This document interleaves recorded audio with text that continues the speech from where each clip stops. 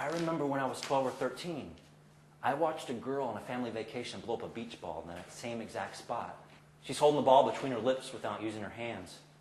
It's floating on her chin like a bubblegum bubble that's burst. Bigger and bigger. It's like by opening her mouth, she's opened up a door to allow a part of herself to pass into the ball. Bigger and bigger. And when she's done, she closes the nozzle, sealing a part of herself inside. I watch her toss the ball into the air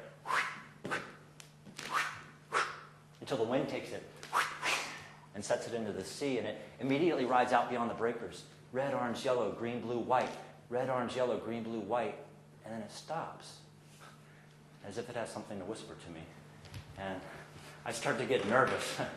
Like I'm in the theater beside the girl and I'm about to put my arm on the armrest beside her, and I start to count to 10. 1, 2, 3. It's almost up at 10. I'm going to jump up and rescue her ball. 4, 5. She turns and looks right at me. I look right into the sand. 5, 6, 7. The ball turns. The feeling, it builds. 7, 8, 9, 9. 9.5. 10. I grab my surfboard and I walk right up to her. From the desert I come to thee, to ride my plastic stallion shod with fire, and the winds are left behind in the speed of my desire. Before thy window I stand. My voice is deep. My inflection is meaningful. So huge, she says. So impossible to conceive. You checking this out? She may be, by all accounts, my dream girl. The one. Actually, she doesn't speak English. And at 13, I've got nothing but a prepubescent falsetto chirp of a voice. If I said hello to her, hello, I'd most likely sound like a pterodactyl and scare her half to death. Besides, I'm turned to the side so she can't see my hideously acting face or the bumps on my back. She just stares out into the water. And I press my arm into my surfboard to make my muscle look bigger. And then I just walk away. And as I throw my surfboard into the ocean and climb aboard, everything is as it should be. I'm in my element.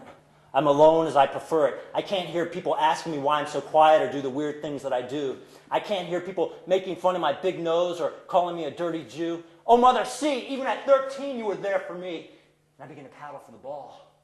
1, 2, 3, 4. A gorgeous girl's breath is inside that ball. 1, 2, 3, 4. If I get it, she'll like me more. 1, 2, 3, 4. This will be great for my memoir. 1, 2, 3, 4. I'll be the conquistador of the seashore. 1, 2, 3, 4. She's like an exotic, a gypsy version of Drew Barrymore. Oh, I paddle until exhausted. I sit up. I've gone far enough. The beach behind me is a thin blonde line, and the girl's a tiny dot. And the ball hovers on a crest and then disappears and then reappears as if to tease me, and then it too is a tiny dot.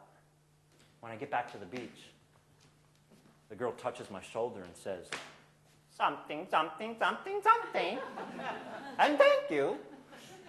And I feel so awkward, I almost take her out at the knees with my surfboard. It's to this exact same spot that I take the napkins out to Mark, the one he's written his poem on.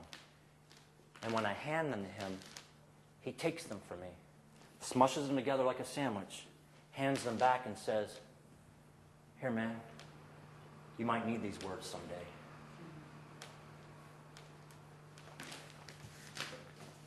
I wonder how far I would have gone for that ball. I wonder if I had gone far enough, would have someone come to rescue me? And then maybe someone would have had to come to rescue the person that had come to rescue me, and so on and so forth. I wonder how far anyone goes for anyone. And I especially wonder how far I'll go with this show and the tour before I turn around.